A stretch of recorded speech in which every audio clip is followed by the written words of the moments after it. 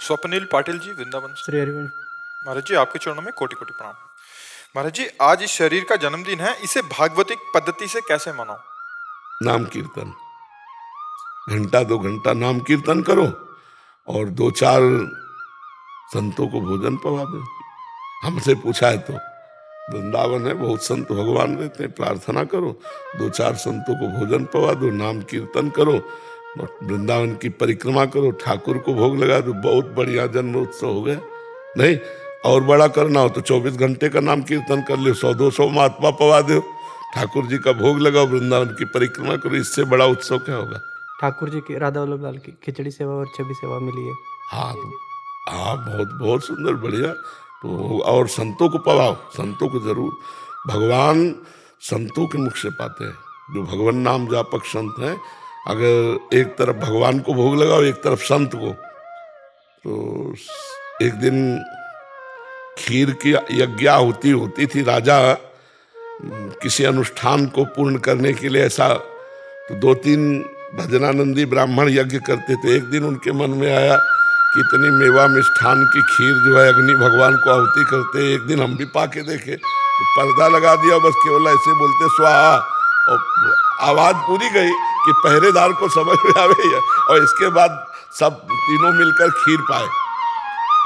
तो भगवान प्रसन्न हो गए और स्वप्न में राजा को कहा कि आज जैसी यज्ञ हुई ऐसी तुम्हारे यहाँ कभी यज्ञ नहीं हुई, और मैं आज वाली यज्ञ से प्रसन्न हूँ। वो आए राजा और चरणों में गिरे, बोले महाराज आज जैसी यज्ञ की तो भगवान प्रसन्न हो गए, रोज ऐसी यज्ञ क्यों नहीं करते थे? तो उनका कोई शिकायत कर दिया, क्या उपहास तो नहीं कर रहा? बोले महाराज आज तो यज्ञ की ही नहीं। बोले तो? बोले आज तो हमने पाया है। उस दिन से उन्होंने अग्नि में आहुति दिवाना बंद करवा दिया और संतों को पवाने लगे। तो भगवान श्री मुख से जो पाते हैं वो संतों के। तो अगर ठाकुर जी का भोग लगा और 1-2-4 संतों को पवा दे और नाम कीर्तन करें, वृंदावन की परिक्रमा करें, यही बहुत बढ़िया उत्सव। तो कलयुग में सच्चे संतों की पहचान ही कैसे करें? भगवान से प्रार्थना करो, सच्चा तो होगा ही, ऐसा तो नहीं है। सृष्टि भगवान से प्रार्थना करो, वही मिला देंगे, वो तुमको भी जानते हो, सच्चे संतों को भी जानते हैं। ऐसा तो है नहीं कि सच्चे संत ना हो।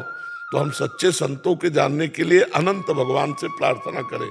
जब द्रवई दीन दयालु राघो तो साधु संगति पाइए, वो भगवान पहुंचा देंगे आपको। इसमें 2 बात महाराज जी, मान लो अपना गलत पैसा संत की सेवा में चला गया तो पाप बन जाएगा। हाँ बिल्कुल। वरना गलत संत को मैं गाड़ी कमाई को पवा दूं तो पाप। इसीलिए अधिकारी वो भगवान से प्रार्थना करे। और आपको सही बताएं, आपके हृदय में भगवान बैठे, अगर आप पूछोगे तो आपको दृष्टि पड़ते ही कह देंगे नहीं मत दो।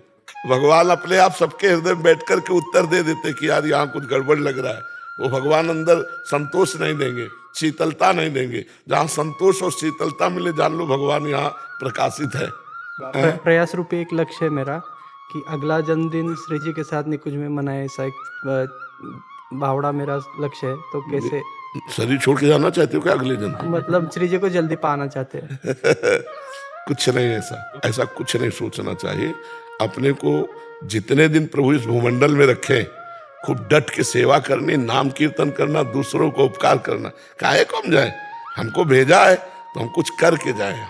निकुंज में जब आपको बुलाना हो तब बुला लेना, नहीं हमें जो सेवा दी है उसे रात दिन हम आपकी सेवा मानकर करेंगे। हमको ऐसे जीना है यहाँ, हमें प्रभु ने भेजा है तो ऐसे भेजा है क्या?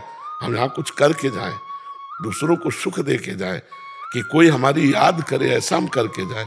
हमको निकुंज जाने की जल्दी नहीं है, हमको जल्दी है कि शरीर छूटने के पहले हम ऐसा कुछ करें जिससे हम हजारों का मंगल, हजारों का कल्याण, हजारों की याददाश्त बने। तब तो हमारा आना सफल हुआ। सुअर कुत्ता की तरह जन्म हुआ, मर गए, इससे मतलब